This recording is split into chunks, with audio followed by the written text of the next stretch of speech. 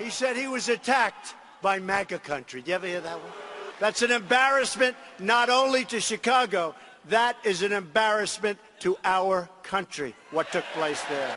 Last night in Michigan, President Trump weighing in on the Jussie Smollett saga. He says the FBI and the DOJ will, quote, review what happened, why the case was dropped, leading some lawmakers to accuse him of being a racist. This is from the Congressional Black Caucus, saying, quote, the president's silence on the rise of white nationalism across the country only signals his complicity. Where was his call for an investigation when white nationalists marched across the campus of the University of Virginia? Chicago Mayor Rahm Emanuel also slamming the president, claiming that he is the reason that Smollett allegedly faked his hate crime. Let me be really clear about something. The only reason Jussie Smollett thought he could take advantage of a hoax about a hate crime is for the environment, the toxic environment that Donald Trump created. Here now, Ben Shapiro, editor-in-chief of the Daily Wire and author of the new book, The Right Side of History. It's a #1 New York Times bestseller. They cannot keep it in stock. Ben, congratulations on the new book. Good to see you tonight. Yeah, great to see you too. So, you know, what do you make of the woman from the Congressional Black Caucus and Rahm Emanuel saying, look, you know, this kind of thing, this Jussie Smollett thing wouldn't be happening if it weren't for the tensions that exist in this country thanks to President Trump? Well, it's obviously untrue. I mean, we've seen racial hoaxes before, going all the way back to Al Sharpton in the 1980s. The story here is that there is an actor who wanted to increase his pay, according to the Chicago Police Department, and so he decided to perpetuate a racial hoax and slander half the country in the process, believing that it would make him more popular and more marketable, particularly with the people in Hollywood. That's the entire story. And he didn't mind if he slandered the Chicago Police Department. He didn't mind if he slandered Rahm Emanuel, the city of Chicago. By the way, it is worth noting that the CBC representative saying that President Trump's feds didn't investigate Charlottesville. It's just not true. The FBI did investigate Charlottesville. The DOJ did a civil rights investigation of Charlottesville as well. So that is just factually false. Let's take a look. This is the host, Anthony Anderson, who's hosting the NAACP Awards. And at that awards ceremony, Jussie Smollett had previously been nominated for Best Supporting Actor Award. And here's what the host said about that. I hope he wins. I'm happy for him. The system worked for him in his favor because the system isn't always fair, especially for people of color. I think that's very interesting. He said the system worked for him in his favor because the system isn't always fair. I mean, you know, there's a lot of ways you could read into that statement. Well, it seems like what he's trying to say is that social justice ought to trump individual justice. In other words, he believes the criminal justice system is biased against presumably black people and gay people, and Jussie Smollett happens to be black and gay, and therefore, even though he's obviously guilty by all available evidence and according to the prosecutor's office that just dismissed the charges, he's guilty. Despite that, he should be let off the hook because it's sort of payback for the system not working for other people. That is a fundamental violation of principles of justice. If somebody is guilty of a crime, they ought to do the time, regardless of their intersectional credentials being in order. Yeah, you know, I mean, I just go back to the fact that he's still saying that he was a victim of a hate crime. So I want to know why he's not pressing for an investigation into what happened. His lawyer said this morning that it's possible that the brothers that we saw in this whole story maybe were wearing whiteface underneath the mask that led Jussie Smollett to think that maybe it was a white person that was assaulting him. I mean, it just gets crazier. And my theory of the crime is that it was actually Virginia Governor Ralph Northam dressed in blackface and then dressed in whiteface on top of the blackface. That's my going theory of the crime.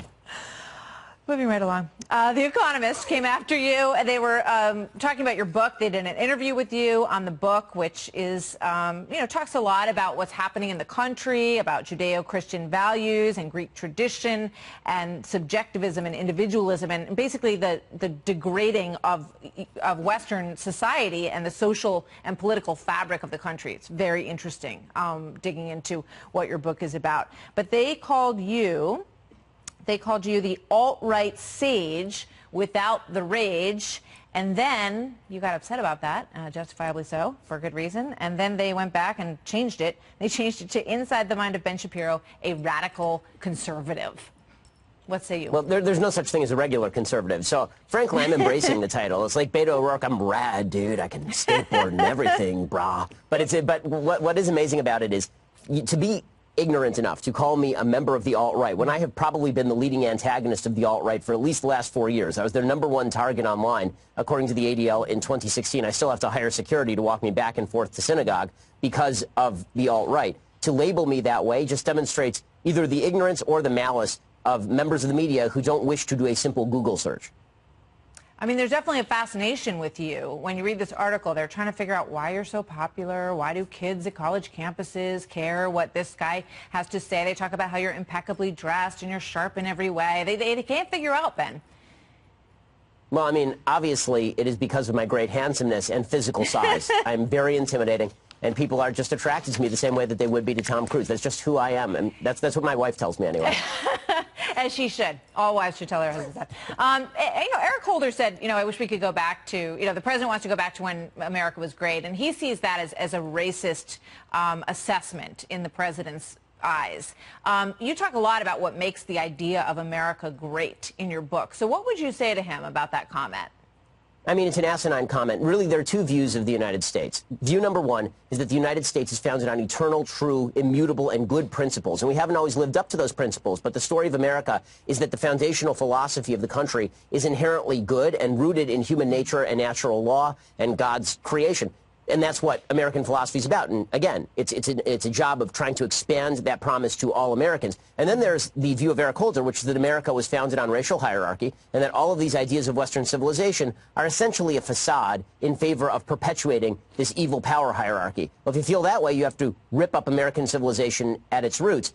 I don't think most Americans believe that. I think most Americans do believe that America has been great in the past. There's no point at which America was, quote unquote, better across the board for everyone. But there are certainly moments in American history that we can point to. Was America not great when we liberated Europe? Was America not great when Martin Luther King was speaking on the Mall in Washington? Was America not great when we were defeating the Soviet Union in the Cold War, or when we were creating such prosperity that 80% of the world's population was lifted out of abject poverty since 1980? It seems like America was great all of those times. The book is #1, and I'm not kidding. They can't keep it on the shelves. Ben, congratulations. Good to see you as always. Thanks for being here. Thanks a lot. Brian Dean Wright is a Democrat, a former CIA officer, and he joins us. So I can't get past this, Brian. Not that and I know we put clips up of politicians nodding in their bovine way, agreeing with whatever ludicrous conspiracy is out there. But that's what they do. They're not geniuses. They'll say whatever it takes. But the head of the CIA and the head of the FBI ought to be sober, restrained, wise people, and now we know they're not. How did this happen? Well, you would think that they would have been, but they violated not only their oath to the country, but their oath to fellow officers such as myself. I mean, we are taught very explicitly that you don't violate that line between America's politics and the intelligence community. Brennan and Clapper and Comey, all three of them have done it. But if you step back, I think there are a couple of things happening why Democrats are falling for these kinds of hoaxes. The Brennans and the Clappers, that stuff, that's coup d'etat stuff. If you look at liberal journalists, like why do progressive journalists do this? It's about money, right? It's more of stories about bad orange man mean bigger clicks and views, and that means bigger money and book deals and so forth, right?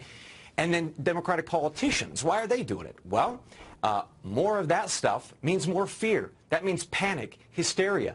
That brings in donations, and that brings in votes. So that's the short answer to your question. But actually, Tucker, I think there's something bigger happening here that actually is more frightening to me. And that is, as a party, we are telling you through these hoaxes that you are a victim, right? Whether it be the Smollett case, the Covington kids, right? If you are a victim, then you belong to us. And even if you haven't been a victim, you will be at some point. So that, I think, is the underlying issue. Since we have embraced identity politics, we have to get people to the polls based on fear, on panic. And that's the stuff that look, Trump will be gone in 2 or 6 years, right? Right. The Democratic Party, what it is creating, its coalition, how it gets people to the polls. If we're telling people that they have to be victims, then we have to believe these stories about Smollett or the Covington kids. That's the issue that's not going to go away, that's going to be part of the Democratic Party, and I hate to say this, but a part of the nation for a generation to come. Because we're telling people, don't think critically, don't think for yourself, just say what you should say when a person of color or a gay person or a woman says that they've been a victim. Just automatically believe them. Stop thinking. That's what the Democratic Party is becoming, and it is horrific. So what will happen? I mean, we're not at war right now and there's no financial crisis, but we will be, and there will be, because that's just the nature of running the world's most powerful country. And so when there is a lot of outward pressure applied on this country and society is really tested, its cohesion is really tested, I mean, what's it going to look like when people immediately retreat into their tribes and rely on conspiracy theories to explain things? Yeah, you need a national identity to get through those moments, isn't yes, it? exactly. But I have to tell you, we already are at war. I mean, those of us in the intelligence community know we are in a covert war against the Chinese government. Unquestionably, it's been happening for about 10 years. It's only going to become, a greater and greater, more obvious problem to those who don't know. But I'm telling you, I work with folks in the military, the intelligence community. We all know it's happening. So we have to get ready now for this. It's already happening. So what will occur in the next 5 or 10 years when it becomes more overt? And we have spent the past 2 and how many knows, more years focused on, well, what did the Mueller report really say? And then it was redacted, but so now we need it unredacted. But now, I mean, it's never ending. I mean, we might as well be looking for Hitler and Jimmy Hoffa opening up a bed and breakfast in Argentina. I mean, so that's what we're doing right now. That's what and we're not preparing for the things that matter. And as a Democratic Party, why don't we just put behind the Mueller thing? It's done. It's solved. Now let's have the reasonable conversation of, is Trump the best that we can do for this country now and moving forward? That's a great debate. Right. Let's have that. It is, and it's a conspiracy crap. It's a winnable debate. He's a Russian agent, not winnable. Yes. I would say. Brian, thanks very much for that. Very wise. Your point about China is something we should meditate on.